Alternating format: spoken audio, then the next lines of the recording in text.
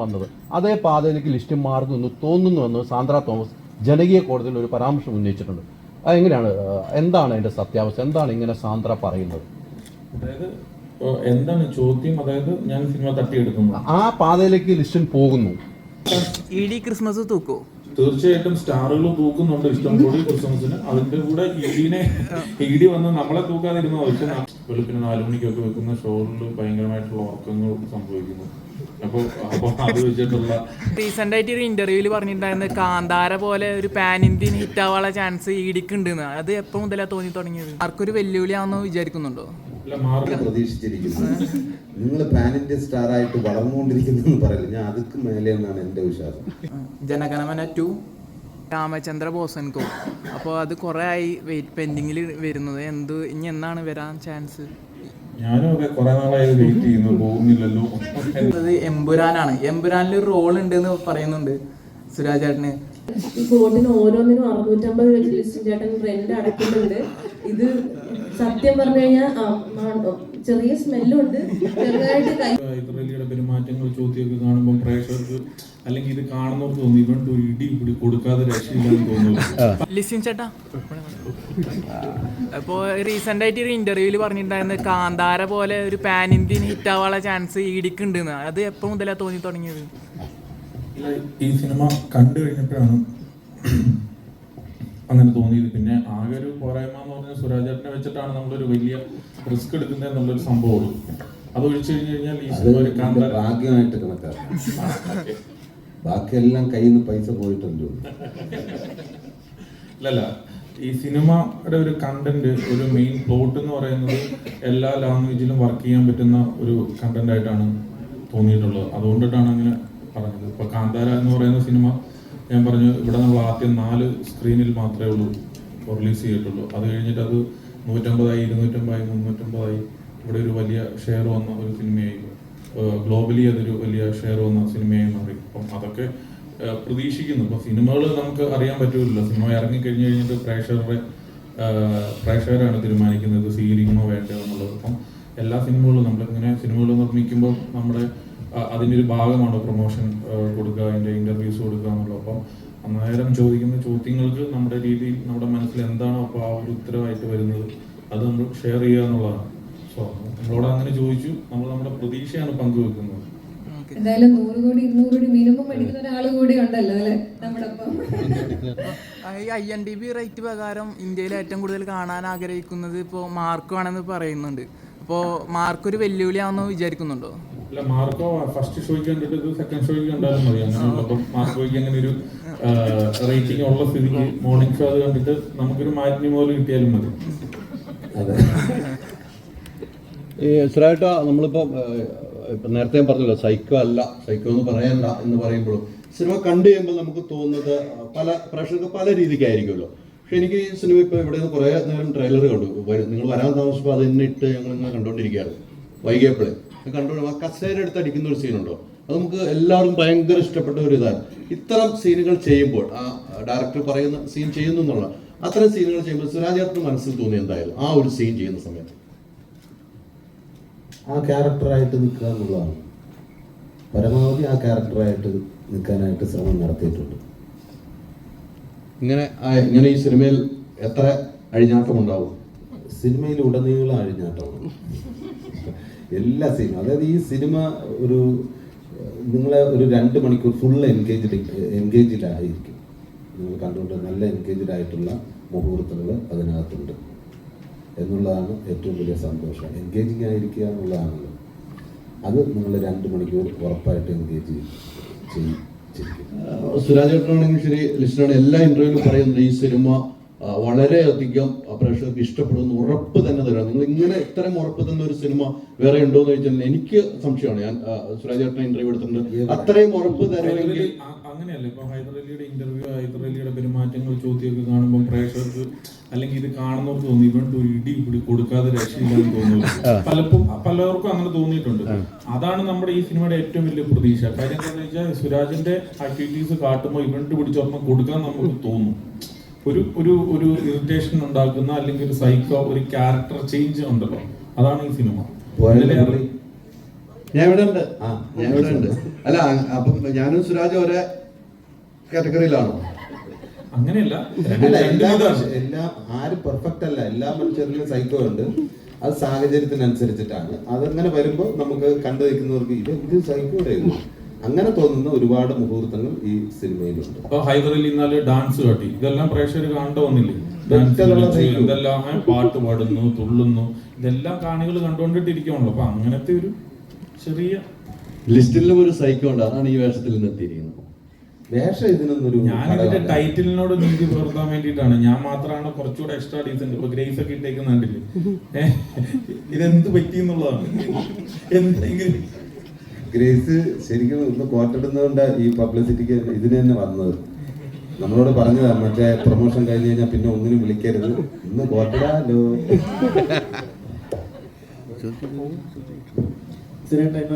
Adios അമിഗോസിന് ശേഷം adios അമിഗോസിന് ശേഷം ചേട്ടന്റെ പടങ്ങളൊക്കെ നോക്കുമ്പോൾ ഇച്ചിരി സ്റ്റൈലിഷ് ആയിട്ടുള്ള ക്യാരക്ടേഴ്സ് ആണ്. അത് ചെയ്യണ്ടേ? അല്ല, ചെയ്യണം. അപ്പം മുറയ്ക്കകത്താണെങ്കിലും അതിലെ പ്രൊമോ സോങ്ങിൽ നോക്കി കഴിഞ്ഞാൽ ഇപ്പൊ ED-യിലെ പ്രൊമോ സോങ്ങിലാണെങ്കിലും ഇച്ചിരി ഭയങ്കര ഇതുവരെ ഉണ്ടായിരുന്നതിനേക്കാളും കുറച്ചുകൂടെ സ്റ്റൈലിഷ് ആണ്. ഇത് ഇവഞ്ച്വലി ഉണ്ടായ ഒരു മാറ്റമാണോ അതോ അല്ലെങ്കിൽ ബോധപൂർവം അങ്ങനെ ഒരു അതിലേക്ക് മാറിയതാണോ? ഇല്ല, ഇത് ഈ സിനിമ ഡിമാൻഡ് ചെയ്യുന്നതുകൊണ്ട് അങ്ങനെ ചെയ്തതെന്ന് മാത്രം, അല്ലാതെ ബോധപൂർവം ഇങ്ങനെ ഒരു സംഭവം വേണം എന്ന് ഉദ്ദേശിച്ചിട്ടില്ല. ഇതില് ഫെജോയുടെ സോങ്ങിലാണെങ്കിലും സുരേട്ടൻ കുറെ ഡാൻസ് മൂവ്സ് നമുക്ക് കാണാൻ പറ്റി. അപ്പൊ അതൊക്കെ എങ്ങനെ എത്രത്തോളം പ്രയാസകരമായിരുന്നു? അതെല്ലാം അതിന്റെ എക്സ്പീരിയൻസ് ഒക്കെ ആ ഡാൻസ് മാസ്റ്ററോട് തന്നെ ചോദിക്കും. ഒറ്റത്തുള്ള സൈക്കിളിയായിരുന്നു സത്യം. കണ്ടില്ല, എനർജി കണ്ടില്ലേ? അങ്ങനെ ചെയ്യിപ്പിച്ച് അദ്ദേഹം വിടും. എന്തെങ്കിലും പറ്റും. സുരാജേട്ട ഇപ്പൊ ഒരു പാൻ ഇന്ത്യൻ സ്റ്റാറായി വളർന്നുകൊണ്ടിരിക്കുകയാണ്. ഇപ്പൊ വിക്രമിന്റെ കൂടെ തകർത്താടിയിട്ട് വന്നോണ്ടിരിക്കുന്നത്. പ്രതീക്ഷിച്ചിരിക്കുന്നത് നിങ്ങൾ പാൻ ഇന്ത്യൻ സ്റ്റാർ ആയിട്ട് വളർന്നുകൊണ്ടിരിക്കുന്നു പറയില്ല. ഞാൻ അതൊക്കെ മേലെ എന്നാണ് എന്റെ വിശ്വാസം. തിരുത്തില്ലേ, എന്നെ അങ്ങനെ കാണല്ലേ. അല്ല, വിക്രമിന്റെ കൂടെയുള്ള അപ്ഡേറ്റ് എന്താണ്? അപ്ഡേറ്റ് അത് ജാനുവരിയിലാണ് വീരധീര ശൂര റിലീസ്. നല്ല രസകരമായിട്ട് വന്നിട്ടുണ്ട്. അതിന്റെ കൂടുതൽ അപ്ഡേഷനൊക്കെ ഇനിയിപ്പോൾ ഉടനെ തന്നെ സോഷ്യൽ മീഡിയയിലൊക്കെ വരും. ഓക്കെ, ലിസ്റ്റിൻ ചേട്ടനായിട്ട് ഒരു ആഗ്രഹം പറഞ്ഞിട്ടുണ്ടെന്ന് കേട്ടു. അതായത് 4 മണിക്ക് ED ഷോ വെക്കണം എന്നൊരു കേട്ടിട്ടുണ്ടായിരുന്നു. 4 മണിക്ക് വെക്കുന്നുണ്ടോ? 4 മണിക്ക് വച്ചാൽ കൊള്ളാന്നൊരു ഐഡിയ ഉണ്ടായിരുന്നു. അപ്പൊ പിന്നെ നമ്മൾ തന്നെ മനസ്സിലാക്കി അത് കുടുംബം മാത്രമേ കാണൂ. അവരും രാവിലെ വിളിച്ച് ഉണർത്തിക്കൊണ്ട് വരുന്നതിന്റെ ദേഷ്യവും മര്യാദ ഞാൻ പറഞ്ഞു, ഞാൻ പിള്ളേരെ സ്കൂളിൽ വിടാൻ സമയത്ത് അങ്ങേരിടാം അങ്ങനെ. പക്ഷെ അങ്ങനെ ഒരു അവസ്ഥയിലേക്ക് വരും. എങ്ങനെ ആ വ്യവസ്ഥയല്ല, 4 മണിക്ക് നമ്മുടെ ഷോ കാണുന്ന ഒരു അവസ്ഥയിലേക്ക് വരും. 4 PM വൈകിട്ട് 4 മണിക്ക്. വൈകുന്നേരം, അതെ, വൈകുന്നേരം 4. നമുക്ക് അതിനുശേഷമുള്ള ഷോ മതി. അതുവരെ നമ്മൾ ഇറങ്ങിയ എല്ലാ സിനിമകളും കാണും. അല്ലു അർജുൻ, വിജയ് പോലെയുള്ള താരങ്ങളൊക്കെ വെളുപ്പിന് 4 മണിക്കും സുരാജ് പോലെയുള്ള ആർട്ടിസ്റ്റുകൾ വൈകുന്നേരം 4 മണിക്കും ഷോ വെക്കുന്നതാണ്. അത് സുരാജേട്ടനെ തന്നെ ബോധ്യപ്പെട്ടിട്ടുണ്ട്. സുരേട്ടാ, ഈ ലൈഫിൽ നമ്മൾ മറ്റുള്ളവരെ കാണിക്കാൻ നമ്മൾ എക്സ്ട്രാ ഡീസൻ്റ് ആയിട്ട് നടക്കാറുണ്ട്. അപ്പോൾ ഈ സിനിമയിൽ എക്സ്ട്രാ ഡീസൻ്റ് എന്നുള്ളൊരു പേരും അതുപോലെ ഈ കഥാപാത്രത്തിലേക്ക് വരുമ്പോൾ എന്തെങ്കിലും റെഫർ ചെയ്തിട്ടുണ്ടോ? ഈ ഡയറക്ടറെ പുള്ളിയുടെ ആത്മകഥയാണിത്. പുള്ളിയുടെ നമ്മുടെ തിരക്കഥാകൃത്തിന്റെ അതാണ് യഥാർത്ഥ സൈക്കോ.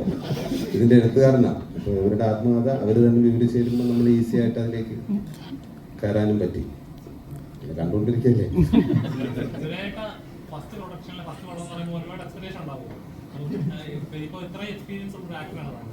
എന്തുകൊണ്ട് ഇങ്ങനെ ഒരു പടം തന്നെ ചെയ്യാൻ കാരണം ആദ്യത്തെ പടം എന്ന് പറഞ്ഞ സാധനം ലോക്കാണല്ലോ. അപ്പൊ എന്തുകൊണ്ടാണ് ഇങ്ങനെ ഒരു വേണമെങ്കിൽ ഇതിനു മുമ്പ് പ്രൊഡക്ഷൻ പോലെ തുടങ്ങി ചെയ്യാമായിരുന്നു.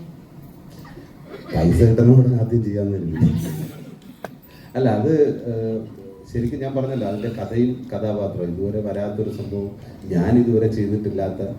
എനിക്ക് ആ ക്യാരക്ടറും കഥയും ഭയങ്കര പുതുമയായിട്ട് തോന്നി. അതുകൊണ്ടാണ് ഫസ്റ്റ് ഓഫ് ഓൾ ഞാൻ അതിൽ വരാനായിട്ട് കാരണം. ഇൻഡസ്ട്രിയിൽ ഒരു ടോക്ക് ഉണ്ട്, ലിസ്റ്റിനാണ് പ്രൊഡ്യൂസർ എങ്കിൽ ലാഭം കൊയ്തേ പോകണമെന്നൊരു ടോക്ക് ഉണ്ട്. ഉണ്ട്, അത് കറക്റ്റാണ്. കാരണം കഥ കേൾക്കുന്നത് ഞാനാണ്. ഞാൻ കഥ കേട്ട് ഓക്കെ എല്ലാം പറഞ്ഞ് സന്തോഷം എന്ന് പറയുന്ന പുള്ളിയുടെ കൂടെയുള്ള ആളാണ്. സന്തോഷേട്ടൻ്റെ ഞാൻ പറഞ്ഞു കഥ കേട്ട് ഞാൻ നല്ല കഥയൊക്കെ ഒന്ന് ഷെയർ ചെയ്തിട്ട് പുള്ളി ആ കഥയും കേട്ടിട്ട് ഉടനെ എന്നോട് പറഞ്ഞു ഇത് ലിസ്റ്റിൻ സാറിനെ കൊണ്ട് ചെയ്യിപ്പിക്കാം. ഞാൻ പറഞ്ഞു എടേ ഞാൻ ചെയ്യാൻ വേണ്ടി ഇരിക്കുകയാണത്. അല്ല, സാറിന് കൂടെ വരും, അത് വേറൊരു ലെവലെത്തിക്കും എന്നൊക്കെ പറഞ്ഞു. നിങ്ങൾ കണ്ടല്ലോ ലെവലെല്ലാം. പിന്നെ ഇത് ഞാൻ കാണുന്ന 2 പ്രാവശ്യം. ഒന്ന് അതിൻ്റെ ഷൂട്ടിങ് തീരുന്ന ദിവസവും പിന്നെ ഇതാണ്ട് ഈ പ്രസ് മീറ്റ് ഓഡിയോ ലഞ്ചിനും കണ്ട് മൂന്നാമത്തെ വട്ടം. കണക്കുകളൊക്കെ കറക്റ്റ് ആയിരുന്നാ? അത് കണക്ക് കൂട്ടാൻ അറിയുന്ന ആള് കൂട്ടുമ്പോൾ കറക്റ്റ് ആവും. പക്ഷെ സുരാജ് കൂട്ടുമ്പോൾ ഇവരെങ്ങാനും പ്രൊഡക്ഷൻ കമ്പനിയിൽ ഇവൻ കണക്ക് കൂട്ടി തുടങ്ങിയിരുന്നില്ല, പഴയ റബ്ബർ വീട്ടിൽ തന്നെയൊക്കെ തിരിച്ചു പോകേണ്ടി വന്നേ. സംഭവം അതിനൊക്കെ ലിസ്റ്റിന് ആളിനെ വെച്ചിട്ടുണ്ട്. കറക്റ്റ് പുള്ളിയുടെ കൂടെ കറക്റ്റാക്കി നിൽക്കുന്ന കുറേ ആൾക്കാരുണ്ട്. പിന്നെ നമ്മൾ കണക്ക് ഇതുവരെ നോക്കിയിട്ടില്ല. ഒന്ന് റിലീസ് 20-ാം തീയതിയാണ്. നിങ്ങളെല്ലാവരും കൂടെ കണക്ക് നോക്കാനായിട്ടുള്ള ഒരു സാഹചര്യം ഉണ്ടാക്കി തരണം. എനിവേ, നിങ്ങൾ പ്രതീക്ഷിക്കുന്ന നിങ്ങളുടെ കണക്കുകൂട്ടലുകൾ തെറ്റിച്ചുകൊണ്ടിട്ട് ഈ സിനിമ ഒരു വിജയമാകും എന്നുള്ളതാണ് എനിക്ക് തോന്നുന്നത്. കാരണം ഇന്നലെ ഇറങ്ങുന്ന പടത്തിന്റെ ഞാൻ സെൻസർ ഓഫീസറുമായിട്ട് പോലും സംസാരിച്ചിട്ടുണ്ടായിരുന്നു. അദ്ദേഹം ഭയങ്കര പോസിറ്റീവായിട്ട്, കാരണം നമ്മുടെ പല സിനിമയോട് നമ്മൾ സംസാരിക്കാറുണ്ട്, പക്ഷെ അദ്ദേഹം വളരെയധികം പോസിറ്റീവായിട്ട് ഈ സിനിമ ഭയങ്കരമായിട്ട് എൻ്റർടൈനറാണ്, സിനിമ എല്ലാവരും നന്നായിട്ട് പെർഫോം ചെയ്തിട്ടുണ്ട്, ഇതിൻ്റെ മ്യൂസിക്കായിട്ട് എല്ലാം നല്ല രീതിയിൽ വന്നിട്ടുണ്ട്. കൃഷ്ണ ഇതൊരു വിജയിക്കുന്ന സിനിമയായിട്ടാണ് നമുക്ക് തോന്നിയിരിക്കുന്നതെന്നാണ് അപ്പോൾ ഒരു പുറത്തുനിന്നുള്ള ഒരാൾ കണ്ടപ്പോൾ പറഞ്ഞത്. സിനിമയുടെ പല ആളുകളും കണ്ടിട്ടുണ്ട് കേട്ടോ, പല ആളുകളും അഭിപ്രായം പറഞ്ഞിട്ടുണ്ട്. സോ നമ്മൾ അതിലൊക്കെ വിശ്വസിക്കുന്നുണ്ട്. ചേട്ടനും പൃഥ്വിരാജും തമ്മിലുള്ള കോംബോ നമുക്കറിയാം, ഇത് എങ്ങനെയാണെന്നുള്ള ഒരു വൈബ് ഉണ്ട്, ആ കൺസെപ്റ്റ് നമുക്കറിയാം. സുരാജുമായിട്ടുള്ള കോംബോ ഒക്കെ ഉണ്ടായിരുന്നു. ഈ ഒരു പടം ഒരുമിച്ച് പിടിക്കാൻ നിൽക്കുമോ? അത് ഞാൻ ക്രിസ്ത്യാനിയാണ്, അപ്പം ഞങ്ങളുടെ ഈ പള്ളിയിൽ കുർബാന തീർന്നു കഴിയുമ്പോൾ ഇങ്ങനെ ഒരു പ്രാർത്ഥനയുണ്ട്, വിസ്തീർണത്തിൻ്റെ ബലിവിടുമേ സുസ്തി. അപ്പോൾ അതിൻ്റെ അത് ചെന്ന് അവസാനിക്കുന്ന എന്താണെന്ന് വെച്ചാൽ ഇനിയൊരു ബലി അർപ്പിക്കാൻ ഞാൻ വരുമോ ഇല്ലയോ എന്ന് എനിക്ക് അറിഞ്ഞുകൂടാ എന്നാണ്. അപ്പോൾ 20-ാം തീയതി കഴിഞ്ഞ് അത് തീരുമാനിക്കും, ഇനി ഞങ്ങൾ തമ്മിൽ ഒരു സിനിമ ഒരുമിച്ചുണ്ടാവുമോ ഇല്ലയോ എന്ന് ഞങ്ങൾക്ക് അറിഞ്ഞുകൂടാ. രാജുവേട്ടനായിട്ട് ഇനി ഒരു അസോസിയേഷൻ എപ്പോഴാണ് ലിസ്റ്റിൻ ചേട്ടൻ? ഇപ്പോൾ അടുത്ത വർഷം ഞങ്ങളുടെ 2 സിനിമകളുണ്ട്. ജനഗണമന 2 അത് അതിന്റെ തിരക്കഥ പൂർത്തിയാകുമ്പോഴും. ഇപ്പൊ മലയാളികളെ ഏറ്റവും കൂടുതൽ കാത്തിരിക്കുന്ന സുരാജേട്ടനോടാണ്. മലയാളികൾ ഏറ്റവും കാത്തിരിക്കുന്നത് എമ്പുരാനാണ്. എമ്പുരാനിൽ ഒരു റോൾ ഉണ്ട് എന്ന് പറയുന്നുണ്ട് സുരാജേട്ടന്. അതെല്ലാം മാർച്ച് 27-ാം തീയതി അറിയാം. ഞാനതിൽ ഒരു ക്യാരക്ടർ ചെയ്തിട്ടുണ്ട്. ഈ എക്സ്ട്രാ ഡീസന്റ് ആവാൻ വേണ്ടി ലിസ്റ്റിൻ ചേട്ടൻ എന്തൊക്കെയാ പറഞ്ഞത്? ഒന്ന് കോട്ടിട്ട് നോക്കാം, അതിലും പരിഗണിച്ചിട്ട് അടുത്ത പരിപാടി ഇറക്കാൻ നോക്കാം. ഞാൻ പറഞ്ഞു ഇതാണ് ഇതിന്റെ പബ്ലിസിറ്റിയുടെ ലാസ്റ്റ് പരിപാടി. അപ്പോൾ പറഞ്ഞു ഓക്കെ, ഉള്ളത് മതി, എല്ലാവരും പെട്ടെന്ന് തന്നെ വരും. അതൊക്കെ നല്ല ഐഡിയ ആയിട്ട് തോന്നി. നല്ല സാരിയൊക്കെ കൊടുത്ത് ഗംഭീരാക്കി വന്ന ലിസ്റ്റിൻ ചെന്ന് ഒരു പ്രൊഡ്യൂസറെ ചെന്നിട്ട് ഇല്ലേ ചെയ്തെന്ന് പറഞ്ഞിട്ട് തട്ടി കൂട്ടി എവിടെ ഇരുന്ന കോട്ട് ഇപ്പോഴും അവരിങ്ങനെ ചൊറിയുന്നുണ്ട്. ലിസ്റ്റ് വെറുതെ ഇത് എടുത്തോണ്ട് തന്നിട്ട് എന്റെ പറഞ്ഞ അറബിക്കഥയുടെ കോട്ടാണെന്ന്.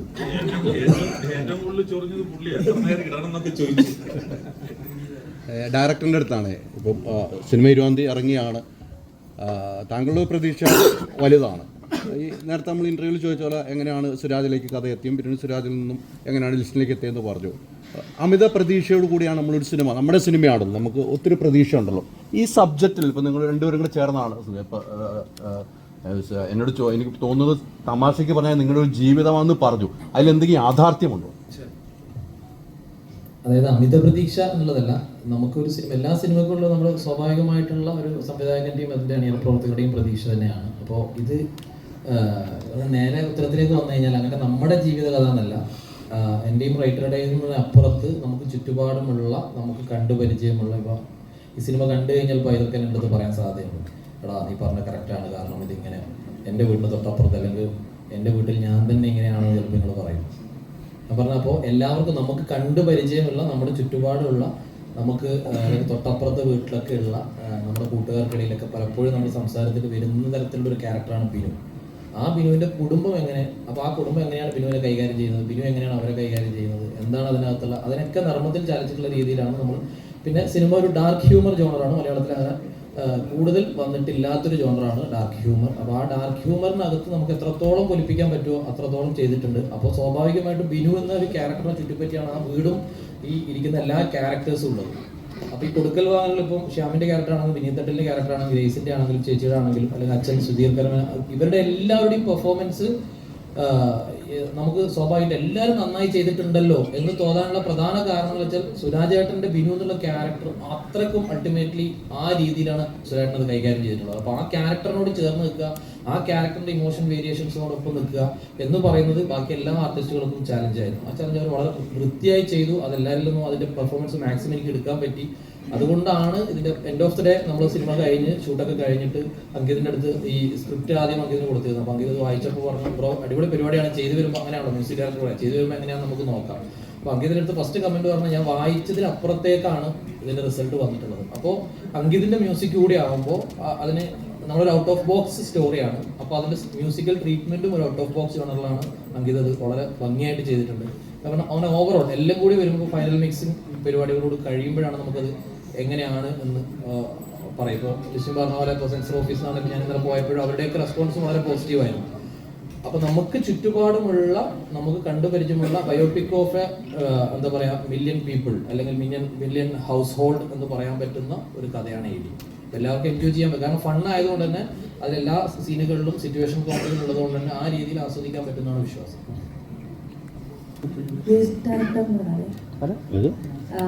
ഓൾറെഡി ഇപ്പൊ ഹിറ്റ് ആണല്ലോ സോങ്. ഇനി ഇതിനകത്ത് വേറൊരു പാട്ടുണ്ടോ ഹിറ്റാവാൻ? ഹിറ്റായാൽ നല്ലതാണ്. പക്ഷേ we have made few songs, 5-6 പാട്ടുകളുണ്ട്. സിനിമയിൽ സ്റ്റോറി ടെല്ലിങ്ങിനെ സപ്പോർട്ട് ചെയ്ത് പോകുന്ന പാട്ടുകളാണ്.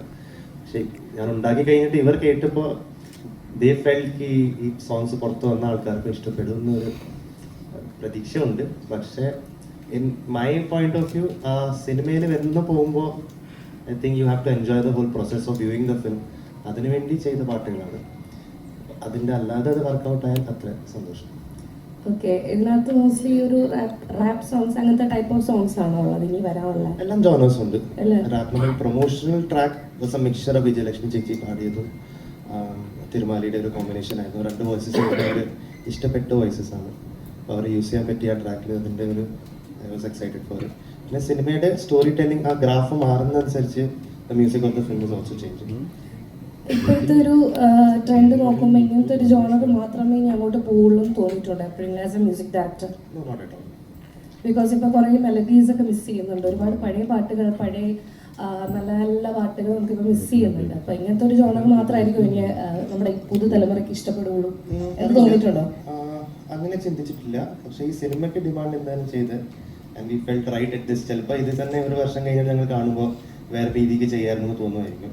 പക്ഷെ ഇപ്പോഴത്തെ ഒരു സെൻസിബിലിറ്റി വെച്ചിട്ട് എന്തായാലും തുടർന്നൊക്കെ ഹിറ്റ് ആവട്ടെ. അതുപോലെ ഡയറക്ടറിനോട് ഒരു ക്വസ്റ്റ്യൻ ആണ്. ഫസ്റ്റ് മൂവി ആയിഷയിൽ വിദേശ നടിക്കുള്ള അവാർഡ് മേടിച്ചു കൊടുത്തു. പിന്നെ നമ്മുടെ ഡെബ്യൂ ഡയറക്ടറിന്റെ അവാർഡ് കിട്ടി.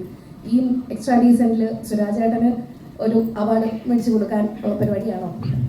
സുരാജേട്ടൻ അവാർഡ് വാങ്ങി കൊടുക്കേണ്ടതില്ല എന്നാണ് എനിക്ക് തോന്നുന്നത്. കാരണം ആയിഷയുടെ ഫിലിം ക്രിറ്റിക്സ് അവാർഡായിരുന്നു രണ്ടും, മോണോയ്ക്കും അതുപോലെ തന്നെ ഡെബ്യൂ ഡയറക്ടർക്കും ഉള്ളത്. സുരാജേട്ടൻ ഈ വർഷം ഈ സിനിമ അല്ലാതെ പേഴ്സണലി എനിക്ക് തോന്നുന്നു അതല്ലാതെയും ഗംഭീര പെർഫോമൻസുകൾ നടത്തിയ സിനിമകൾ ഇതിന് മുമ്പുണ്ട്. അതിൻ്റെ ആ പെർഫോമൻസിനെക്കാളും സുരാജേട്ടൻ ഇതുവരെ ചെയ്തിട്ടുള്ള ക്യാരക്ടറിനെക്കാളും ഒക്കെയും അതിനോടൊപ്പമോ മുകളിലോ നിൽക്കാൻ പറ്റുന്ന ഒരു ക്യാരക്ടറാണ് ബിനു. ആ അർത്ഥത്തിൽ നമ്മൾ പറയുന്നത് ശരിയല്ല, കാരണം അവാർഡൊന്നും നമ്മുടെ കയ്യിലുള്ള കാര്യങ്ങളല്ല. പക്ഷേ സുരാജേട്ടനെ അവഗണിക്കാൻ പറ്റില്ല. ബിനു കൂടി വരുന്നതോട് കൂടിയിട്ട് സുരാജേട്ടൻ്റെ പരിപാടി ഒന്നുകൂടി ഹൈറാവും എന്നാണ് എനിക്ക് തോന്നുന്നത്.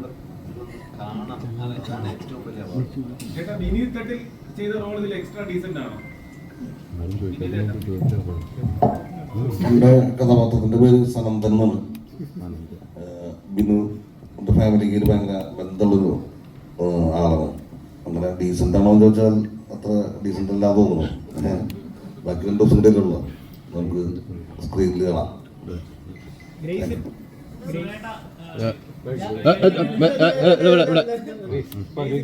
സുരാജന്റെ കൂടെ 2ാമത്തെ ഫിലിമാണ്. അപ്പോൾ ഓൾറെഡി നിങ്ങൾ ഗംഭീരമായിട്ടുള്ള പ്രകടനം കാഴ്ചവെച്ചപ്പോൾ ആ ഒരു നിങ്ങൾക്ക് ആ ഒരു എന്താ പറയുക റാമ്പോ ഉണ്ട്.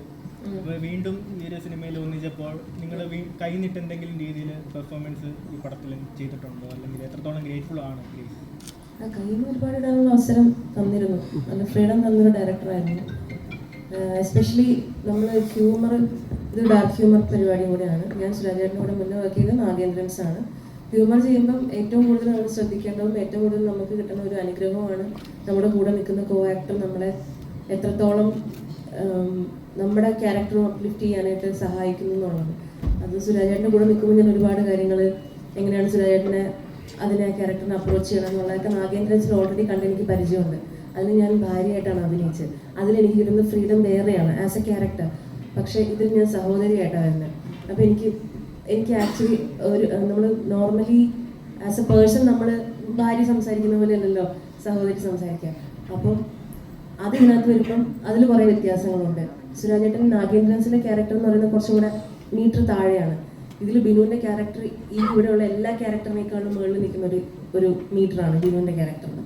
അപ്പം അങ്ങനെ ഒരുപാട് സിറ്റുവേഷനിലൂടെ പോകുന്ന ക്യാരക്ടറാണ്. അപ്പം എസ്പെഷ്യലി നമുക്ക് ഈ കൂടെ വരുന്ന ആക്ടർ നമ്മൾ എത്രത്തോളം ഹെൽപ്പ് ചെയ്യുന്നു അതനുസരിച്ച് നമ്മുടെ ഓരോ ഷോട്ടുകൾ ബെറ്റർ ആവും, ഓരോ സീനുകൾ ബെറ്റർ ആവും, അങ്ങനെ സിനിമ ബെറ്റർ ആവും. എനിക്ക് സുരാജേട്ടൻ്റെ കൂടെ വർക്ക് ചെയ്യുമ്പോൾ കിട്ടുന്ന ഏറ്റവും വലിയൊരു പോസിറ്റീവ് സൈൻ എന്ന് പറഞ്ഞു കഴിഞ്ഞാൽ നമ്മളുടെ ഡയലോഗ്സും നമ്മൾ ചെയ്യാൻ പോകുന്ന എല്ലാ കാര്യങ്ങളും പുള്ളി ഭയങ്കര അവെയറാണ്. ആ സീന് മുഴുവൻ ഏതൊരു ആക്ടർ കൂടെ വന്നാലും അവർ ചെയ്യാൻ പോകുന്ന എല്ലാ കാര്യങ്ങളെയും പറ്റി പുള്ളി ചോദിച്ചറിയും. എല്ലാ കാര്യങ്ങളെയും പറ്റി തലേദിവസം ചെയ്യാം. അവനെയൊക്കെ തലേദിവസം വിളിച്ച് ഭീഷണിപ്പെടുത്തും, നാളെന്താണ് നീ ചെയ്യാൻ പോകണമെന്ന് ചോദിച്ചിട്ട്. അപ്പോൾ എന്നെ പോസിറ്റീവായി. അപ്പോൾ അങ്ങനത്തെ ഒരു ഇൻവോൾവ്മെന്റ് സുരാജേട്ടന് എസ്പെഷ്യലി ഈ സിനിമയിലുണ്ടായിരുന്നു. പ്രൊഡ്യൂസറും കൂടെയാണല്ലോ, നമ്മൾ അങ്ങനെ ചെയ്യാൻ പോകുന്ന എന്താണെന്ന് പുള്ളിക്ക് ഒരു അവയർനെസ് ഉണ്ടാവണമല്ലോ. അപ്പം സുരാജേട്ടൻ അങ്ങനത്തെ കാര്യങ്ങളിലൊക്കെ ഭയങ്കര ഇൻവോൾവ് ആയിരുന്നു ഈ സിനിമയിൽ. അതെല്ലാം നന്നായിട്ട് തന്നെ വന്നിട്ടുണ്ടെന്നാണ് എനിക്ക് തോന്നുന്നത്.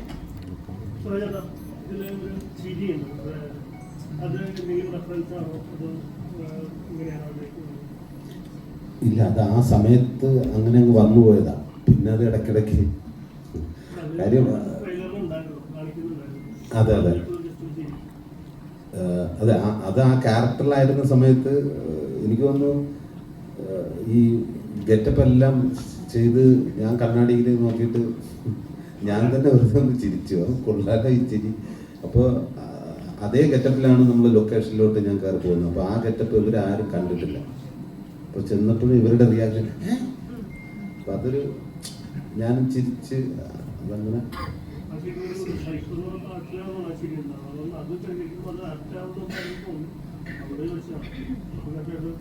അത് ഡയറക്ടർ പറഞ്ഞു അത് ഓക്കെയാണ് പക്കയാന്ന് പറഞ്ഞു.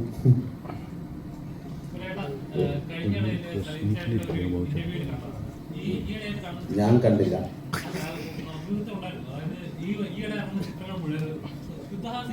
ചിരിച്ചിറങ്ങാൻ പറ്റുന്ന നല്ല പടങ്ങളില്ല, ശരിക്കും മിസ് ചെയ്യുന്നുണ്ട്. താങ്കൾ ഇപ്പോൾ നല്ലൊരു ഹാസ്യ നടനാണ്, ഒരുപാട് ചിത്രങ്ങൾ മലയാളികൾക്ക് സമ്മാനിച്ച ഒരു വലിയ നടനാണ്. ശരിക്കും അങ്ങനെ വിശ്വസിക്കുന്നുണ്ട് നല്ലൊരു ഹാസ്യ ചിത്രം മലയാളത്തിൽ പോയി വരുന്നില്ല? അല്ല, സമീപകാലത്ത് ഇറങ്ങിയ ഹാസ്യങ്ങളുണ്ട് ചിത്രത്തിൽ. എന്നാലും പഴയ പോലുള്ള ഒരു മുഴുനീള ഫൺ പാക്ക് സിനിമകൾ ഇപ്പോൾ കുറവാണ്.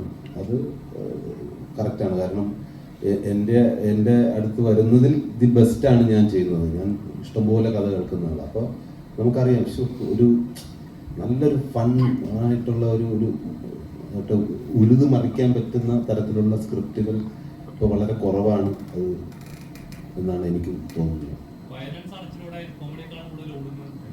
അതെ അതെ, ഇപ്പോൾ വയലൻസും അങ്ങനെയുള്ള പരിപാടിയൊക്കെയാണ്. അതല്ല, മാറി മാറി വരും.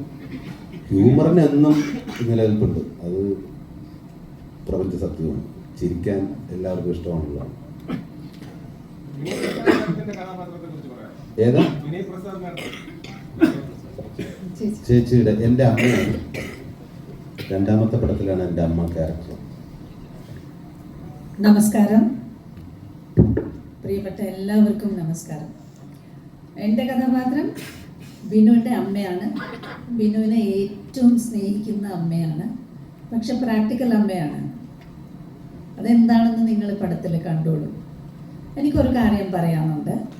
ഈ കോട്ട് ഇട്ടിരിക്കുന്ന ഈ സംഭവമില്ലേ, ഞങ്ങൾക്ക് ആദ്യമായിട്ട് ഈ കോട്ട് തരുമ്പോൾ ഞാൻ പറഞ്ഞു, അയ്യോ ഈ സാരിക്ക് ഒട്ടും ചേരുന്നില്ലേ കോട്ട്, വേണ്ട വേണ്ട വേണ്ടെന്ന്. അപ്പോൾ ഗ്രേസ് പറഞ്ഞു, അയ്യോ കോട്ട് വേണ്ട, കോട്ട് ഇവിടുന്ന പോലത്തെ ഡ്രസ്സല്ല ഞാൻ ഇട്ടിരിക്കുന്നത്. അപ്പോൾ ഈ ദിൽനയും പറഞ്ഞു, അയ്യോ കോട്ട് വേണ്ട കോട്ട് വേണ്ട. കോസ്റ്റ്യൂമർ ഇത് കൊണ്ടു തന്നപ്പോഴാണ് ഞങ്ങൾ ഇതൊക്കെ പറഞ്ഞത്. അപ്പോഴാണ് ഈ മുഴുവൻ ടീം കോട്ട് ഇട്ടിട്ട് റൂമിൽ കയറി വന്നിട്ട് ലിസ്റ്റിഞ്ചി പറയാൻ തുടങ്ങി. ഇത് നോക്കൂ, നമുക്കൊരു 10 മിനിറ്റ് ഒരു പോസാക്കാൻ വേണ്ടിയിട്ട് ഇതൊരു വാർത്തയാവും, ഇതൊരു ഇതാവും, സംഭവമാടും ഇടണം. അല്ല ഇതൊന്ന് ഇട്ട് നോക്കൂ എന്ന് പറഞ്ഞിട്ടാണ് ഒരു 10 മിനിറ്റ് ഇട്ടിട്ട് ഒന്ന് മാറ്റിയാൽ മതി എന്നാണ് പറഞ്ഞത്. പക്ഷേ അവിടെ ഞങ്ങളെ സമ്മതിപ്പിച്ച് ഇത് ഇടാനായിട്ട് നിർബന്ധിച്ചു. പക്ഷെ ഇതുവരെ ഇട്ടുകൊണ്ടിരിക്കുന്നു, ഞങ്ങൾ കംഫർട്ടബിളായി. സോ ഇങ്ങനെ ഈ സമ്മതിപ്പിക്കാനുള്ള ഒരു കഴിവാണ് ലിസ്റ്റിൻ ജിക്ക് ഉള്ളത്. അതുകൊണ്ടാണ് അവരുടെ പടങ്ങൾ വ്യത്യസ്തമായിരിക്കുന്നു എന്നാണ് ഞാൻ പറഞ്ഞു വന്നത്.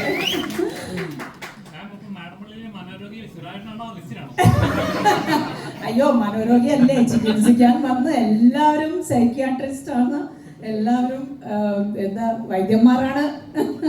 പിന്നെ ആമീർജി ആദ്യമായിട്ട് ഈ പടത്തിനെ കുറിച്ച് ഈ കഥ എനിക്ക് പറഞ്ഞു തരുമ്പോൾ എനിക്ക് പല ചോദ്യങ്ങളുണ്ടായിരുന്നു അങ്ങോട്ട്. എല്ലാ ചോദ്യത്തിനും ഒരു സമാധാനകരമായ ഉത്തരമാണ് എനിക്ക് ആമീർജി തന്നത്. എന്നിട്ടാണ് ഞാൻ ഈ ക്യാരക്ടർ ചെയ്ത് നോക്കാം എന്നാണ് ഞാൻ ഇതിന് സമ്മതിപ്പിച്ചത് പോലും. നന്നായിരുന്നു, വെരി നൈസ് എക്സ്പീരിയൻസ്. ഈ ഇഡി കുടുംബം, ഈ കന്നഡയിൽ ഒരു വാർത്തയുണ്ട്, ഇടി എന്ന് പറയുമ്പോൾ അത് മുഴുവൻ എന്നാണ് പറയുന്നത്. അപ്പോൾ ഇടി കുടുംബം, മുഴുവൻ കുടുംബം കൊള്ളാം.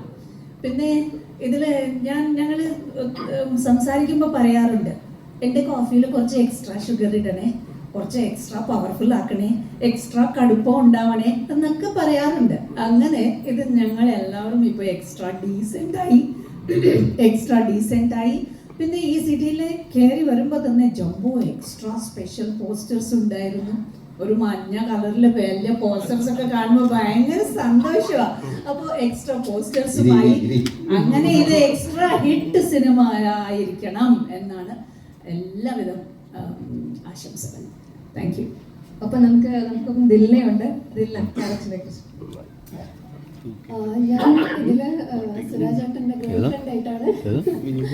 അപ്പൊ സുരാജേട്ടന്റെ എക്സ്ട്രാ ഡീസന്റ് മുഖം മാത്രം കാണാൻ ഭാഗ്യമുള്ള ഒരു ഗേൾ ഫ്രണ്ട് ആയിട്ടാണ് സിനിമയിലുള്ളത്. ബാക്കി സിനിമ കാണുമ്പോൾ മനസ്സിലാവും.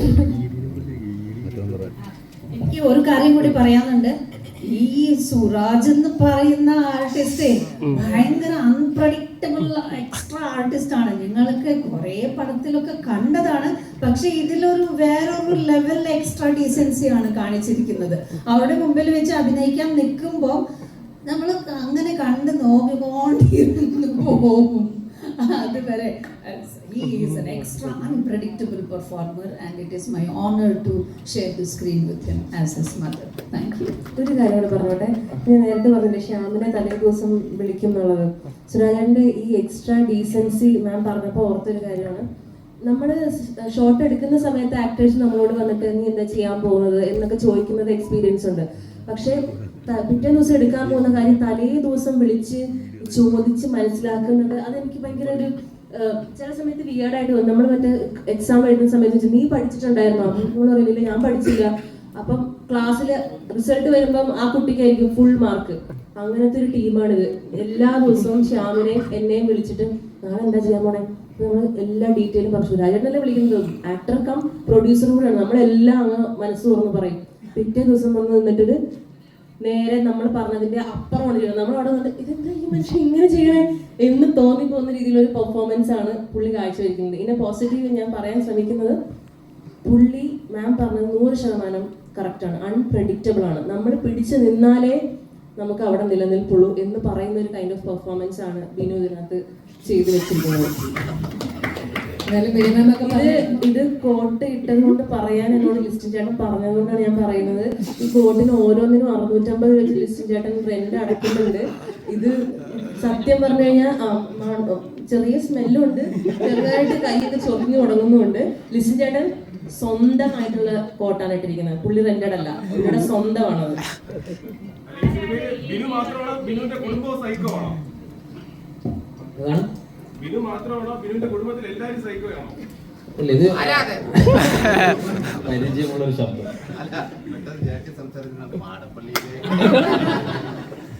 അല്ല, സൈക്കോ നേരത്തെ നമ്മൾ പറഞ്ഞ പോലെ അങ്ങനെ സൈക്കോ എന്ന പോയിന്റിൽ മാത്രം നിർത്താൻ പറ്റുന്നതല്ല.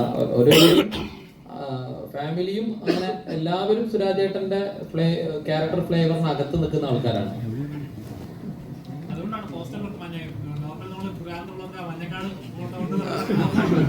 ഇത് സിനിമ അവസാനിക്കുമ്പോൾ മഞ്ഞക്കാർഡാണോ റെഡ് കാർഡാണോ ഗ്രീൻ കാർഡാണോ എന്നുള്ളത് അവസാന കാർഡിൽ എന്തായാലും ഉണ്ട്, സിനിമയുടെ എൻ കാർഡിൽ. ഈ കേരളത്തിലെ വലിയ സൈക്കോ ഷമ്മി നമ്മുടെ ഫഹദാണ്. അപ്പം ഫഹദിന്റെ വെല്ലോ സൈക്കോ ബിനു 20-ാം തീയതി എന്നുള്ള പേര് പറയാതിരിക്കുന്നതാണ് നല്ലത്. പക്ഷെ അത് തിയേറ്ററിൽ തന്നെ എക്സ്പീരിയൻസ് ചെയ്ത് പ്രേക്ഷകരാണ് അത് തീരുമാനിക്കേണ്ടത്. ഏതെങ്കിലും സാമ്യമുണ്ടോ രണ്ടാളും തമ്മിലുള്ള ഏതെങ്കിലും? ഇല്ല, രണ്ടും രണ്ട് ഡിഫറെന്റ് തരത്തിലുള്ള ക്യാരക്ടറിന്റെ ഒരു ആർക്ക് എന്ന് പറയുന്നത് ഷമ്മിയുടേത് എൻ്റെ ഡിഫറെന്റ് ആണ്. നമ്മുടെ ഞാനുണ്ടല്ലോ ഈ ഒരു സാമ്യം, ഒരേ ഒരു സാമ്യം. ചേച്ചി ഇപ്പൊ കുറച്ചു മുമ്പ് ചേച്ചി പറഞ്ഞായിരുന്നല്ലോ ഇഡിയുമായി ബന്ധപ്പെട്ട കർണാടകയിൽ ഒരു സംഭവം പറഞ്ഞില്ലേ? അല്ല, ED എന്നുള്ള പേര് എക്സ്പീരിയൻസ്ഡ് ഗായ്. അല്ല, അതിലേക്ക് തന്നെ ചേച്ചി പറഞ്ഞ കർണാടകയിൽ ഇഡിയുമായി ബന്ധപ്പെട്ട ഒരു അർത്ഥം വെച്ചിരുന്നല്ലോ, അത് ഒന്നും കൂടെ ഒന്ന് പറയാം ചേച്ചി. ഇടി എന്ന് പറഞ്ഞാൽ കന്നഡ ഭാഷയിൽ മുഴുവൻ എന്നാണ്. മുഴുവൻ, കംപ്ലീറ്റ്, മുഴുവൻ. അതിന്റെ ഒരു കംപ്ലീറ്റ് ഫിലിമാണ് ഇടി. അങ്ങനെയാണ് ഞാൻ പറഞ്ഞത്. കന്നഡയിലെ ഇപ്പൊ കന്നഡയിലെ ഡബിങ് ചെയ്തു എന്ന് വെച്ചു.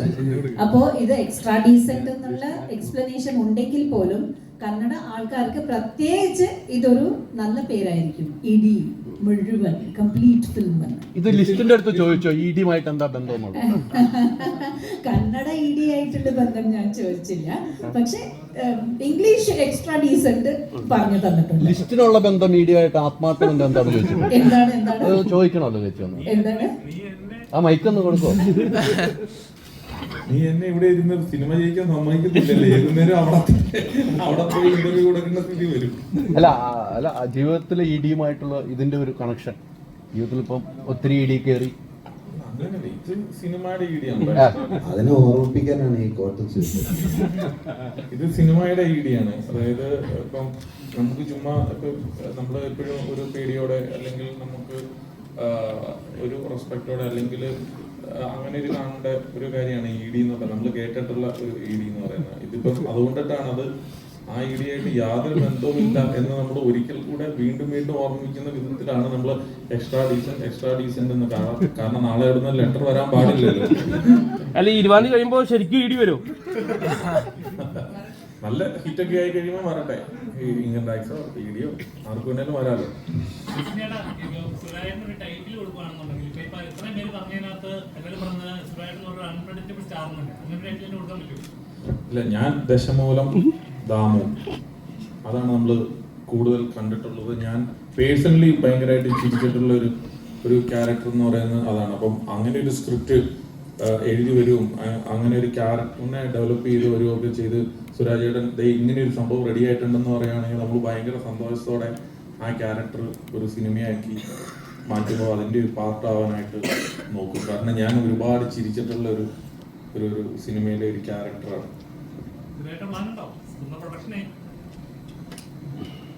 സംഭവിക്കട്ടെ. ഇതിന്റെ DOP DOPക്ക് പല്ലുവേദന ഏറ്റിരിക്കുകയാണ്. പല്ലോട്ടിയും അതുപോലെ തന്നെ കൽബും ഒക്കെ ചെയ്ത ഷാരൂണിന്റെ 3ാമത്തെ സിനിമയാണ് ഷാരൂൺ. അതെ അതെ അതെ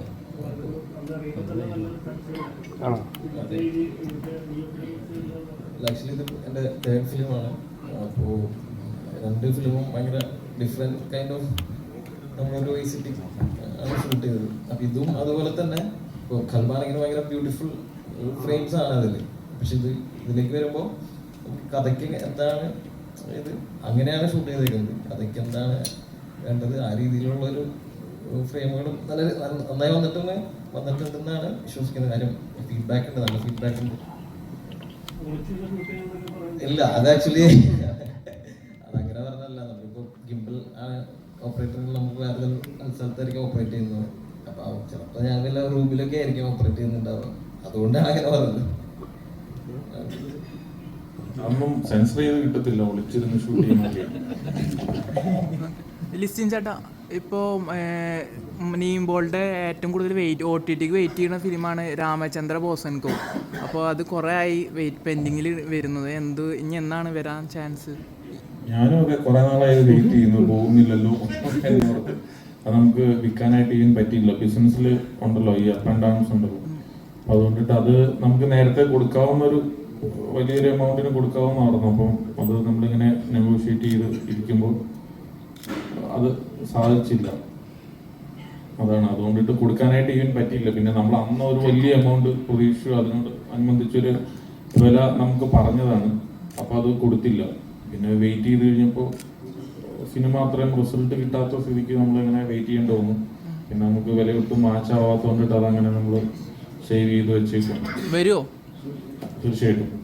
ലിസ്റ്റിനെ ഇപ്പം ഈ സിനിമയായിട്ട് ബന്ധപ്പെട്ടല്ലോ, ഇപ്പോൾ കഴിഞ്ഞ ദിവസമൊക്കെ കുറേ ദിവസങ്ങളായിട്ട് സാന്ദ്ര തോമസിന് കുറേ ഇൻ്റർവ്യൂസ് വരുന്നു. സാന്ദ്ര തോമസ് അതിന് മറുപടി ഒരു ദിവസം പറഞ്ഞു. പക്ഷേ കഴിഞ്ഞ ദിവസം ജനകീയ കോടതിയിൽ സാന്ദ്ര തോമസ് പറഞ്ഞത് ലിസ്റ്റിൻ്റെ പേരുൾപ്പെടെ കാര്യങ്ങൾ വിവാദത്തിലേക്ക് വീണ്ടും വരുന്നുണ്ട്. ഇതുവരെ നിർമ്മാതാക്കളുടെ സംഘടനയുടെ ഒരു തലപ്പത്ത് ഇരിക്കുന്ന ആളെന്ന നിലയാണ് ഇപ്പോൾ ഈ ചോദ്യം ഉന്നയിക്കുന്നത്.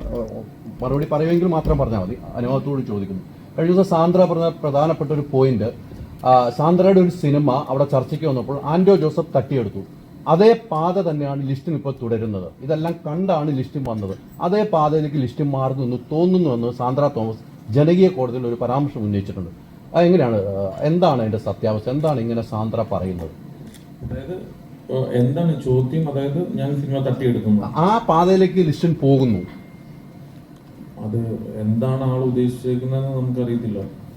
ആ പാതയിലേക്ക് പോകാന്ന് പറഞ്ഞു കഴിഞ്ഞാൽ ഞാൻ വേറെ ഏതെങ്കിലും സിനിമകൾ എടുത്തുന്നാണോ? ആ രീതിക്കാണ് ജനകീയ കോടതിയിൽ പറഞ്ഞത്. അപ്പൊ എന്താണ് അത്തരം ഒരു പരാമർശം, ലിസ്റ്റിനെതിരൊക്കെ ഒരു പരാമർശം? ലിസ്റ്റിന് അത് സമൂഹത്തിൽ നിൽക്കുന്ന നല്ലൊരു പ്രൊഡ്യൂസറാണ്, ഞങ്ങൾക്ക് ഇഷ്ടപ്പെടുന്ന പ്രൊഡ്യൂസർ, ഇഷ്ടംപോലെ സിനിമ ചെയ്യുന്നു, അത്തരം ഒരു ആരോപണം വരികയാണ് ലിസ്റ്റിനെതിരെ. അല്ല, അങ്ങനെയല്ല. ഇപ്പം സാന്ദ്ര എൻ്റെ ഒരു കാര്യം ഇതുവരെ പറഞ്ഞിട്ടില്ലായിരുന്നു ആക്ച്വലി. ഇപ്പം ഇന്നലെ ഇങ്ങനെ ഒരു കാര്യം പറഞ്ഞത് എനിക്കിപ്പോൾ ഒരു നുണ പറയാനായിട്ട് ഇപ്പം പറ്റത്തില്ലല്ലോ. നമുക്കിപ്പോൾ അവിടെ ഒരു അസോസിയേഷനിലുണ്ടായ ഒരു വിഷയത്തെ ഒരു എല്ലാവർക്കും ഇതുവരെ സാന്ദ്ര ഈവൻ കേസ് കൊടുത്തപ്പോഴും അതിൻ്റെ അകത്ത് അന്ന് എക്സിക്യൂട്ടീവിൽ ഉണ്ടായിരുന്ന എല്ലാവരും പോയി ഇപ്പം ഈവൻ ജാമ്യം എടുക്കും, SIT പോയി അതിന് ആൻസറൊക്കെ ചെയ്യേണ്ടതായിട്ട് ഇപ്പോൾ വന്നു. അപ്പോൾ അതുകൊണ്ടിട്ട് എല്ലാവരും അതിനെ അഗനിസ്റ്റ് ആയിട്ടാണ് പറഞ്ഞത്. ഇപ്പോൾ സാന്ദ്രനെ അതിൻ്റെ അകത്ത് ആരും സപ്പോർട്ട് ചെയ്തിട്ടില്ല. ഇതൊരു സംഘടനയാണ്, നമുക്ക് ഒരു വ്യക്തിക്ക് ചെയ്യാൻ പറ്റുന്ന ഒരു കാര്യമല്ലല്ലോ. അപ്പം എൻ്റെ ഇഷ്ട താല്പര്യങ്ങൾക്കനുസരിച്ച് അവിടെ ഒരു നിയമം പാസ്സാക്കാനോ അങ്ങനെ ഈവൻ പറ്റത്തില്ല. കാരണം ഞാൻ ഡിസ്ട്രിബ്യൂട്ടർ അസോസിയേഷൻ്റെ സംഘടനയുടെ പ്രസിഡന്റാണ്, പ്രൊഡ്യൂസർ അസോസിയേഷൻ്റെ ട്രഷററാണ്. അപ്പം എനിക്കിപ്പം എൻ്റെ ഒരു പടം അവിടെ ഒരു ബൈലോ ഉണ്ട് ഓരോ കാര്യങ്ങൾക്കും. അപ്പം താമസിച്ചാണ് നമ്മളൊരു സിനിമയുടെ ഡീറ്റെയിൽസ് കൊടുക്കുന്നതെങ്കിൽ 25,000 വരെ ഫൈൻ ചിലപ്പോൾ ഇവനടപ്പിക്കും. അപ്പം നമ്മളതൊരു സിസ്റ്റമാറ്റിക് ആയിട്ട് പോകാനായിട്ടാണ്. അപ്പം ഞാൻ എത്ര സിനിമകളിൽ നമ്മൾ ലേറ്റ് ആയിട്ടായിരിക്കും അതിൻ്റെ കാര്യങ്ങൾ കൊടുക്കുന്നത്. നമ്മൾ 20,000 രൂപയും 25,000 രൂപയൊക്കെ നമ്മൾ ഫൈൻ അടയ്ക്കാറുണ്ട്. എന്നാൽ ഞാൻ അവിടെ ഇരിക്കുന്ന ആളാണ്, അല്ലെങ്കിൽ ആൻഡോ ജോസഫ് അവിടെ ഇരിക്കുന്ന ആളാണ്, ഞങ്ങളുടെ പൈസ കട്ട് ചെയ്തേക്കാം. ഞാനൊരു എക്സാമ്പിൾ ആയിട്ടാണ് പറഞ്ഞത്. അപ്പോൾ ഇങ്ങനത്തെയുള്ള പല പല കാര്യങ്ങളുണ്ട്. അതൊന്നും ഞങ്ങളുടെ ഇഷ്ടത്തിനനുസരിച്ച് അവിടെ ചെയ്യാനായിട്ട് ഈവൻ പറ്റത്തില്ല. കാരണം 21 അംഗങ്ങളുണ്ട് എക്സിക്യൂട്ടീവിൽ മൊത്തത്തിൽ. അതിൻ്റെ അകത്തൊരു പ്രസിഡന്റ് ഉണ്ട്, സെക്രട്ടറി ഉണ്ട്, ട്രഷറർ ഉണ്ട്, 2 വൈസ് പ്രസിഡന്റുമാരുണ്ട്, 2 ജോയിന്റ് സെക്രട്ടറീസ് ഉണ്ട്. അപ്പം അങ്ങനെ അടങ്ങുന്ന പിന്നെ എക്സിക്യൂട്ടീവ്സിൽ ഇഷ്ടംപോലെ പേരുണ്ട്. അപ്പം ഇങ്ങനെ അടങ്ങുന്ന ഒരു ടീമാണ് അത് ഈ 2 വർഷത്തേക്കാണ് ഈ ടീം വന്നിരിക്കുന്നത്. അപ്പോൾ അതുകൊണ്ടിട്ട് ഒരിക്കലും ഈ സാന്ദ്ര ആരോപിക്കുന്ന ഇപ്പൊ ഇങ്ങനെ കണ്ടിന്യൂസ് ആയിട്ട് ഇപ്പൊ ഈ ഉണ്ണികൃഷ്ണൻ സിനിമകൾ കിട്ടുന്ന ഇങ്ങനെ പല പല കാര്യങ്ങൾ ഇപ്പൊ ഇവൻ പറയുന്നുണ്ട്. ഇതിൽ എത്രത്തോളം ശരിയിലാണ് ഒരാൾ പറയുന്നത്, ഒരാൾ ഇങ്ങനെയെല്ലാം പറഞ്ഞേക്കാം, ആരും ഇതിന് മറുപടി കൊടുക്കുന്നില്ലല്ലോ. ഒരു ബാധിക്കുന്ന ഒരു കാര്യമായിട്ട് തോന്നിക്കഴിഞ്ഞു കഴിഞ്ഞാൽ അതിന് തീർച്ചയായിട്ടും റിപ്ലൈ ഇപ്പൊ ഇവനുണ്ടാവും. അടുത്ത 2 ചോദ്യങ്ങൾ നമുക്ക് എക്സ്ട്രാ ഡീസന്റ് പ്രസ് മീറ്റ് അവസാനിപ്പിക്കാം. ശരിക്കും നമ്മുടെ ED എന്ന് പറഞ്ഞ സിനിമ ഇവിടെ നമ്മുടെ ED എന്ന് പറഞ്ഞ സിനിമ ശരിക്കും ഈ സിനിമ എഴുതാനുണ്ടായ ഒരു പ്രചോദനം അല്ലെങ്കിൽ ആരെങ്കിലും ഏതെങ്കിലും വ്യക്തിനെയോ അങ്ങനെ എന്തെങ്കിലും കണ്ടിട്ടാണോ ഈ സിനിമയിലേക്ക് താങ്കൾ എത്തിയത്? ഇതങ്ങനെ ഒന്നും എത്തുന്ന പരിപാടിയില്ലല്ലോ. പിന്നെ ഒരു സമയത്തും ഓരോ തരം സിനിമകളാണ് ഇപ്പോൾ ഓടിക്കൊണ്ടിരിക്കുന്നത്. ഇപ്പോൾ സൂക്ഷ്മദർശിനി പോലെയുള്ള സിനിമകൾ ഇപ്പോൾ ട്രെൻഡിനനുസരിച്ചിട്ട് ചിന്തിക്കുക, അതിനനുസരിച്ചുള്ള സിനിമകൾ തയ്യാറാക്കുന്ന ശ്രമം നടത്തുക, അതിനനുസരിച്ചുള്ള കഥാപാത്രങ്ങൾ ചെയ്യാൻ കഴിയുന്ന നടന്മാർ, പ്രൊഡ്യൂസേഴ്സ് അവരെടുത്തെത്താനുള്ള ശ്രമം നടത്തുക. അതിൽ ഞങ്ങൾ വിജയിച്ചു എന്നുള്ളത് കൊണ്ടാണ് ഇത്രയും ആളുകൾക്ക് മുമ്പ് ഞങ്ങൾക്കിപ്പോൾ ഇരിക്കാൻ കഴിയുന്നത് എന്നാണ് വിശ്വാസം. അത്രയേ ഉള്ളൂ. അല്ലാതെ ഒരാളെ കണ്ടിട്ട് അയാൾ പോയി ബാക്കപ്പ് പേപ്പറും പെണ്ണെടുത്ത് പോയിട്ട് എഴുതിയെടുക്കുന്ന പരിപാടിയല്ല സ്ക്രിപ്റ്റ് റൈറ്റിംഗ് എന്ന് പറയുന്നത്. അത് നമുക്ക് സമയത്തിന് അനുയോജ്യമായിട്ട് സിനിമ ചെയ്യാൻ എന്താണോ ആവശ്യം ആ ത്രെഡിലേക്ക് നമ്മൾ എത്തുക എന്നുള്ളതാണ്. അതാണ് EDയിലും സംഭവിച്ചിട്ടുള്ളത്. ലിസിൻ ചേട്ടാ ഇവിടെ ഇപ്പോൾ പലപ്പോഴും ഈ വലിയ IPL വരുന്ന പടങ്ങളൊക്കെ വൻ പരാജയപ്പെടുന്നുണ്ട്. ഇപ്പോൾ അന്യഭാഷ ചിത്രങ്ങളാണ് കൂടുതലായിട്ട് അങ്ങനെ വരുന്നത്. അപ്പോൾ ആദ്യമൊക്കെ ലിസ്റ്റിൻ ചേട്ടനാണ് കുറേ പടങ്ങൾ ഡിസ്ട്രിബ്യൂട്ട് ചെയ്യുന്നത്, ഇപ്പോൾ അങ്ങനെ ചെയ്യുന്നില്ല. എന്താണ് ഇതിന് കാരണം? ഇപ്പോൾ പല സിനിമകളും അത് ഓവർ റേറ്റഡ് ആയിട്ടാണ് പോകുന്നത്. നമ്മളൊക്കെ ഈ വലിയ റിസ്ക് എടുത്തിട്ടാണ് സിനിമകൾ എടുക്കുന്നത്. കാരണം നമ്മളെ വിജയുടെയൊക്കെ കണ്ടിന്യൂസ് 3-4 സിനിമകൾ ഞാൻ തന്നെയാണ് ചെയ്തിരുന്നത്. അപ്പോഴൊക്കെ എന്താണെന്ന് വെച്ച് കഴിഞ്ഞാൽ അതിനൊരു റേറ്റ് ഉണ്ടായിരുന്നു. നമ്മൾ മാക്സിമം സിനിമകൾ ഒരു MG രൂപത്തിൽ ഒരു നിശ്ചിത എമൗണ്ട് കൊടുത്തിട്ട് നമ്മൾ വാങ്ങുകയാണ്. ഇപ്പം എന്ന് പറഞ്ഞു കഴിഞ്ഞാൽ വേറെ ആൾക്കാരൊക്കെ വന്നിട്ട് ഭയങ്കരമായ ഭീമമായിട്ടുള്ള വില കൊടുത്ത് വാങ്ങുമ്പോൾ അതിനോട് നമുക്ക് കോമ്പീറ്റ് ചെയ്യാനായിട്ട് പറ്റത്തില്ല. കാരണം ഒറ്റ ദിവസത്തെ റിസൾട്ടിന് വേണ്ടിയിട്ടാണല്ലോ ഈ കോമ്പീറ്റ് ചെയ്യുന്നതെന്നുള്ളൊരു കാര്യം നമുക്ക് തോന്നുന്നുണ്ട്. കാരണം ഇപ്പോൾ റീസെൻ്റ്ലി അങ്ങനെ ഇറങ്ങി വന്ന പല സിനിമകളും വൻ പരാജയമാണ് ആകുന്നത്. അപ്പോൾ അങ്ങനെ എടുക്കുന്ന 1-2 സിനിമകളുടെയൊക്കെ ലോസ് എന്ന് പറയുന്നത് 10-15 കോടി രൂപ ലോസ് ഉണ്ട്. അപ്പം അങ്ങനെ ഒരു 2 ലോസ് വന്നു കഴിഞ്ഞാൽ പിന്നെ നമുക്ക് സിനിമ ഫീൽഡിൽ തന്നെ നിൽക്കാനായിട്ട് ഇവൻ പറ്റൂല. അതുകൊണ്ടിട്ടാണ് നമ്മൾ അതിൽ നിന്നൊന്ന് മാറി നമ്മൾ വിശ്വസിക്കുന്ന കണ്ടന്റുകളിൽ വിശ്വസിക്കുക, കണ്ടന്റ് നല്ലതായിട്ടുള്ള സിനിമകൾ നിർമ്മിക്കുക എന്നുള്ളൊരു ഇതിലേക്ക് വന്നേക്കുന്നത്. പിന്നെ നമുക്ക് ഡിസ്ട്രിബ്യൂഷൻ അങ്ങനെ കിട്ടുന്ന സിനിമകൾ മാത്രം നമ്മൾ ചെയ്യുക. പിന്നെ ഈ ഹൈപ്പ് കൊടുത്ത് വരുന്ന സിനിമകൾക്ക് നമ്മൾ അതുപോലെ എന്താ പറയുക, കണ്ടന്റ് അതിൻ്റെ അകത്ത് ഇല്ലെങ്കിൽ തിയേറ്ററിൽ ഉറങ്ങിപ്പോകും. വെളുപ്പിന് 4 മണിക്കൊക്കെ വെക്കുന്ന ഷോകളിൽ ഭയങ്കരമായിട്ടുള്ള ഉറക്കങ്ങൾ സംഭവിക്കുന്നു. അപ്പോൾ അത് വെച്ചിട്ടുള്ള റിസൾട്ടാണ് പിന്നീട് വന്നുകൊണ്ടിട്ടിരിക്കുന്നത്. സോ ഇപ്പം നമ്മളിപ്പോൾ ഈ സിനിമയെ പറ്റി നമ്മളിപ്പോൾ ഇത്രയും ഭയങ്കരമായിട്ടൊക്കെ ഇപ്പം പറയുന്നത്, ഞങ്ങൾക്കൊക്കെ പറ്റുന്ന രീതിയിൽ മാക്സിമം പറയുന്നത്, ഈ സിനിമ ഇഷ്ടപ്പെട്ടില്ലെങ്കിൽ ഇതിൽ എന്താണ് ഓൺലൈനിൽ നടക്കാൻ പോകുന്നത് എന്നുള്ളത് നമുക്കൊരു പൂർണ്ണമായ ബോധ്യമുള്ളവരാണ്. കാരണം നമ്മൾ ഈ ഫീൽഡിൽ തന്നെയാണല്ലോ നിൽക്കുന്നത്. സോ സിനിമയ്ക്ക് എന്തെങ്കിലും ഉണ്ട്, ഇതിൻ്റെ അകത്ത് എന്തെങ്കിലും ഒരു കരുത്തുറ്റ സംഭവങ്ങളുണ്ടെന്ന് തോന്നുന്നതിനെയാണ് നമ്മൾ കുറച്ചും കൂടെ ഒരു എക്സ്പോസ് ചെയ്ത് നമ്മൾ പറയാറ്. അപ്പോൾ അല്ലാത്തൊരു കാര്യത്തെപ്പറ്റി പറയുകയാണെങ്കിൽ തീർച്ചയായിട്ടും അത് റിവേഴ്സ് ഗിയറിൽ തിരിച്ചു വരും എന്നുള്ള പൂർണ്ണ ബോധ്യമുണ്ട്. സിനിമ ഇനി ഇറങ്ങാനായിട്ടൊരു 3 ദിവസം കൂടെ മാത്രമേ ഉള്ളൂ. ഈ സിനിമ 100% ഞങ്ങൾക്ക് ഉറപ്പുണ്ട് ഇതൊരു മികച്ച നല്ല സിനിമയായിരിക്കും. സക്സസ് എന്ന് പറയുന്ന ഒരു സംഭവം ഏത് രീതിയിൽ എത്രത്തോളം പോയി അതിനെ ടച്ച് ചെയ്യും എന്നുള്ളത് അറിയില്ല. ഇപ്പം 50 കോടിയാണോ 25 കോടിയാണോ 100. പക്ഷെ ഇതൊരു വൺ ഓഫ് ദ ബെസ്റ്റ് സിനിമയായിരിക്കും. ഞാൻ നിർമ്മിച്ച അല്ലെങ്കിൽ മാജിക് ഫ്രെയിംസിന്റെ ബാനറിലായിക്കോട്ടെ, വിലാസിനി സിനിമാസിന്റെ ബാനറിലായിക്കോട്ടെ, ഞങ്ങൾക്കൊക്കെ ഒരു അഭിമാനിക്കാവുന്ന സിനിമ, ഇറ്റ്സ് എ ഗുഡ് ഫിലിം എന്ന് എല്ലാവരും പറയുന്ന തരത്തിലുള്ള ഒരു സിനിമയായിരിക്കും എന്നാണ് ഞാൻ വീണ്ടും ആവർത്തിച്ച് പറയുകയാണ്. ഇത് സുരാജ് വെഞ്ഞാറമൂട് എന്ന് പറയുന്ന അഭിനേതാവിന്റെ കരിയറിലെ വൺ ഓഫ് ദ ബെസ്റ്റ് സിനിമയായിരിക്കും എന്നുള്ളത് ഞാൻ എംബോസിഷൻ എഴുതിയ സ്കൂൾ ടൈമിൽ മാത്രമേ ഉള്ളൂ. പക്ഷെ വീണ്ടും അത് റിപ്പീറ്റ് ചെയ്ത് പറയുകയാണ്, ഇതൊരു വൺ ഓഫ് ദ ബെസ്റ്റ് സിനിമയായിരിക്കും എന്നുള്ള കാര്യത്തിൽ യാതൊരു സംശയവുമില്ല. ക്രിസ്മസ് നമുക്ക് ഒരുപാട് നല്ലൊരു പ്രോമിസ് കൂടിയാണ്. നമ്മുടെ ലാസ്റ്റ് ക്വസ്റ്റ്യൻ അവിടെ ക്രിസ്മസ് തൂക്കോ? തീർച്ചയായിട്ടും സ്റ്റാറുകൾ തൂക്കുന്നുണ്ട് ഇഷ്ടം കൂടി ക്രിസ്മസിന്. അതിന്റെ കൂടെ ഇഡി വന്ന് നമ്മളെ തൂക്കാതിരുന്നോ, പക്ഷെ നമ്മള് ഇഡിനെ തൂക്കും എന്നുള്ള ഒരു പ്രതീക്ഷ കൊണ്ടിട്ടാണ് ജനുവരി 10-ാം തീയതി റിലീസ് ചെയ്യുന്ന സിനിമ പ്രീപോണ്ട് ചെയ്ത് നമ്മൾ ഡിസംബർ 20-ാം തീയതി മറ്റ് സിനിമകൾക്കൊപ്പം മത്സരിച്ച് ഒരു റിസൾട്ട് കൊണ്ടുവരാൻ പറ്റുമോ ഇല്ലയോ എന്നുള്ള നോക്കാന്ന് പറയുന്നത് ഇതൊരു ചലഞ്ചിങ് ആയിട്ടുള്ള കാര്യമാണ്. നമുക്കൊരു ആവശ്യമില്ലാത്ത കാര്യമാണ്. ആക്ച്വലി നമുക്ക് തനിയായിട്ട് റിലീസ് ഉള്ളപ്പോൾ നമ്മളൊരു ഡിസ്ട്രിബ്യൂഷൻ ചെയ്യുന്ന ഒരു നല്ലൊരു കമ്പനിയാണ്. അപ്പോൾ അതുകൊണ്ടിട്ട് നമുക്ക് അങ്ങനെ സിംഗിൾ റിലീസ് കിട്ടുന്ന ഡേറ്റ് നോക്കി റിലീസ് ചെയ്യാനായിട്ട് PVN പറ്റും. അല്ലെങ്കിൽ മറ്റ് സിനിമകൾ ഒപ്പം ഉണ്ടെങ്കിൽ അവരോടൊക്കെ പറഞ്ഞ് നമുക്കൊരു മ്യൂച്വൽ അണ്ടർസ്റ്റാൻഡിങ്ങിൽ റിലീസ് ചെയ്യാൻ പറ്റും. ഞാൻ ഈ ആഴ്ച ചെയ്യാം, നിങ്ങൾ അടുത്ത ആഴ്ച ചെയ്യുന്നൊക്കെ പറഞ്ഞ് ഒരു കോമ്പറ്റീഷൻ ഒഴിവാക്കിയൊക്കെ ഞങ്ങൾക്ക് സിനിമകൾ ചെയ്യാനായിട്ട് പറ്റും. പക്ഷെ അതൊക്കെ ഒഴിവാക്കി ഡിസംബറിന് തന്നെ ഇങ്ങനത്തെ ഒരു കൊച്ചു സിനിമയെ 20-ാം തീയതി വന്ന് പ്ലേസ് ചെയ്യാം എന്ന് തീരുമാനിച്ചത് ഈ സിനിമയോടുള്ള 100% വിശ്വാസം കൊണ്ടിട്ട് തന്നെ നോക്കാം. അപ്പോൾ ശ്യാമേട്ടൻ അഭിനയിച്ച സിനിമകളെല്ലാം തന്നെ സൂപ്പർ ഹിറ്റ്. അതായത് പ്രേമലു സൂപ്പർ ഹിറ്റ്, അമരനാണെങ്കിൽ പ്രേക്ഷകർ ഒരുപാട് ഇഷ്ടപ്പെട്ടൊരു സിനിമ. അപ്പോൾ ഇനി ബർത്ത്ഡേയും കൂടെ വരുന്നതെന്ന് പറഞ്ഞു. അന്ന് നമ്മുടെ ED റിലീസ് ചെയ്യുന്നു. എന്താണ് എക്സ്പെക്ടേഷൻ? ഒരു സൂപ്പർ ഹിറ്റ് ആയിരിക്കും അതിനേക്കാളും വലിയൊരു ഹിറ്റ്? ഞാൻ നേരത്തെ പറഞ്ഞ തമാശയാണ്. ഞാൻ അഭിനയിച്ചുകൊണ്ട് സൂപ്പർ ഹിറ്റായ പടമൊന്നുമല്ല, നല്ല സിനിമകളായതുകൊണ്ട് പടങ്ങൾ ഹിറ്റായി അതിൻ്റെ ഭാഗമാകാൻ എനിക്ക് സാധിച്ചു എന്നുള്ളതാണ്. ED ആണെങ്കിൽ പറഞ്ഞ പോലെ ഒരു നല്ല സിനിമയാണെന്ന് തന്നെയാണ് എൻ്റെ വിശ്വാസം. ഇപ്പോഴത്തെ ഒരു ട്രെൻഡ് വെച്ചിട്ട് കുറച്ചെങ്കിലും നല്ല സിനിമയാണെങ്കിൽ ആൾക്കാർ അത് ഏറ്റെടുക്കുന്നുണ്ട്. ചിലപ്പോൾ ചെറിയ സിനിമയായിരിക്കാം, വലിയ സിനിമയായിരിക്കാം, അധികം വലിയ പ്രൊമോഷനൊന്നും ഇല്ലാണ്ട് വന്ന ചില ചെറിയ സിനിമകൾ പോലും അടുത്ത കാലത്ത് ആൾക്കാർ ഭയങ്കരമായിട്ട് പറഞ്ഞ് ഭയങ്കര ഹിറ്റായിട്ടുണ്ട്. അപ്പോൾ എനിക്ക് തോന്നുന്നു ഇടിയുടെ ഒരു പ്രത്യേകത എന്ന് പറയുന്നത് എൻ്റെ കഥയും പെർഫോമൻസും തന്നെയാണ്. അപ്പോൾ എല്ലാവർക്കും എൻ്റെ ശബ്ദം മാറി, എനിക്ക് നല്ല ജലദോഷവും പനി.